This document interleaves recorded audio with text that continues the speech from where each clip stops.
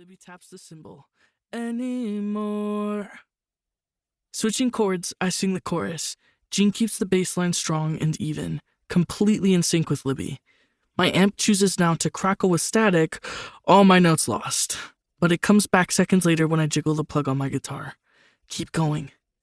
When I sing the last line of the chorus, now all I can see, you walk away from me, alone.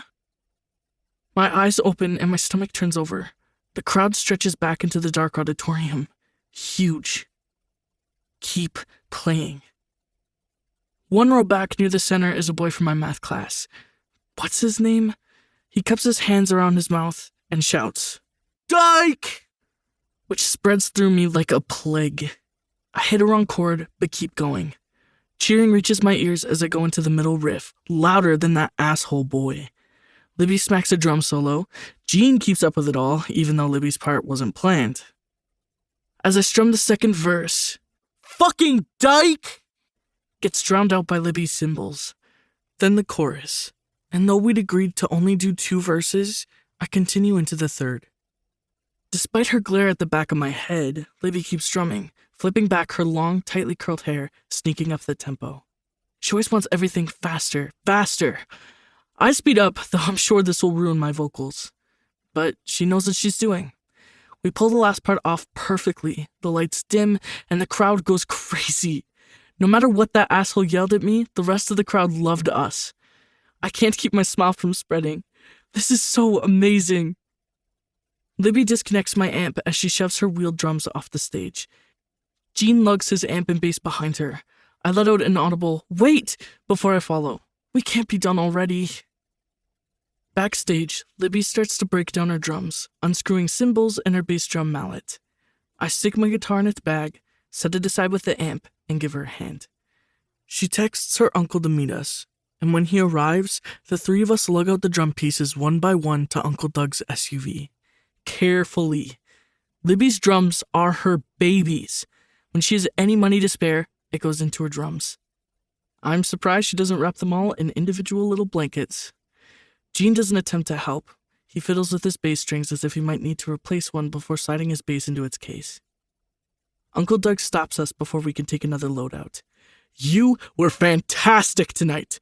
He wraps Libby up in his arms, and her smile is pleased and content at the same time. She hates when people hug her, but Uncle Doug is different because he's her mom's brother. When he lets her go, he offers me a handshake. "You too, kiddo. You've got a wonderful voice." He's checking out my hair and clothes, but he's not surprised in the least. I clasp his hand.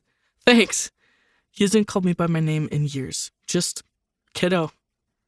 I take another part of the drum kit outside. The January air is frigid in Minneapolis, but it feels good for a few moments. A respite from the hot stage lights and the weight of my leather jacket. Libby's too cool for a winter coat too, so she freezes in her vintage jean jacket, her mom's from years ago, with frayed cuffs and 80s band buttons. It's sentimental since her mom's been gone for 6 years now. By the time I head back for another drum load, my skin shivers, my damp shirt icing over. I hustle through the lot, past my car, and back inside. Once everything is loaded, Libby slams the hatch closed, leaning against it for a moment. She blows out breath, like she's exhaling cigarette smoke. "We were great." She pulls black fingerless gloves on, rubbing her hands. Then she has her notebook out, always planning changes, detailing what worked, what didn't.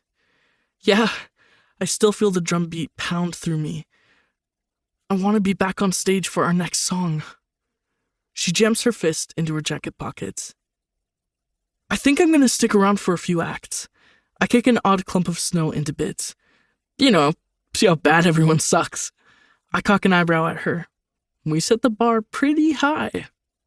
She laughs, bending in to give me a quick hug.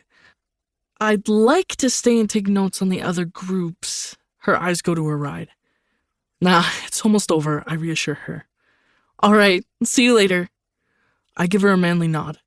One step away, she turns back. You look good. Her gaze lingers for a bit, so I'm clear that she means my hair, my outfit, my maleness. I can feel my face warming. She's one of